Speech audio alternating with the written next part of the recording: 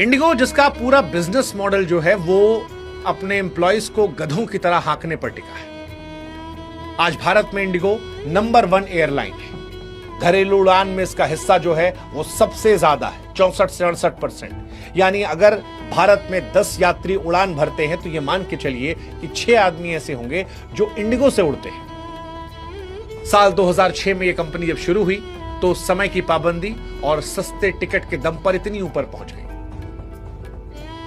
बड़ा simple formula था, एक हवाई जहाज को दिन भर में जितना हो सके उतनी बार उड़ान भरवाओ, बीच में 1 मिनट बेकार न गवाओ, और यही इसका फंडा रहा। नतीजा यह रहा कि जब बाकी कंपनियां घाटे में डूब रही थीं तो इंडिगो मुनाफा कमाती रही। कम स्टाफ रखो और स्टाफ से चूज कर काम, और इसी वजह से दूसरी एयरलाइंस के मुकाबले इंडिगो के पास सबसे कम पायलट, सबसे कम कैबिन क्रू थे। उदाहरण के तौर पर अगर आप आकाशा एयर को देखेंगे तो आकाशा एयर के एक जहाज पर 26 पायलट है, यानी कुल जितने जहाज है 26 पायलट एक जहाज पर है। एयर इंडिया के पास 19 है, लेकिन इंडिगो के पास एक जहाज पर सिर्फ 13 पायलट है।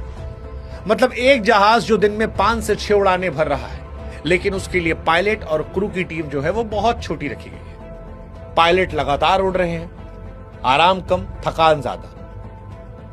कई सालों से वो मांग कर रहे थे। सरकार ने पायलटों की सुरक्षा के लिए नियम बना दिए।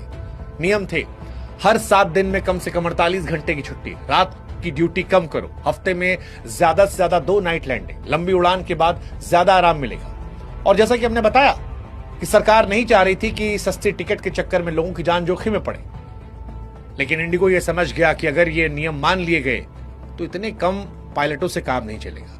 अब इंडिगो के पास 2 ऑप्शन था, एक ज्यादा पायलट रखो, भर्ती बढ़ाओ, उसमें नुकसान झेलना पड़ेगा, और दूसरा ब्लैकमेल करो। उसने यही किया। नवंबर से चुपचाप फ्लाइट कैंसिल करनी शुरू कर दी। दिसंबर के पीक सीजन में फ्लाइट कैंसिल करनी शुरू की। 3 दिसंबर को एक साथ सैकड़ों फ्लाइट कैंसिल की, 4 को कैंसिल की। एयरपोर्ट पर अफरा तफरी मच गई।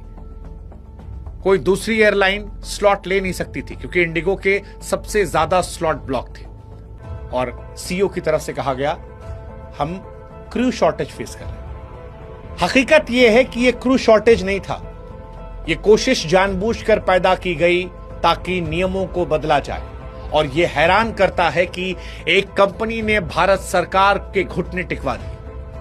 5 दिन 7 दिसंबर को नागरिक उड्डयन मंत्री को प्रेस कॉन्फ्रेंस करके कहना पड़ा कि मौजूदा परिस्थितियों, यात्रियों की असुविधा को देखते हुए हम नए नियमों को अगले आदेश तक स्थगित करते हैं।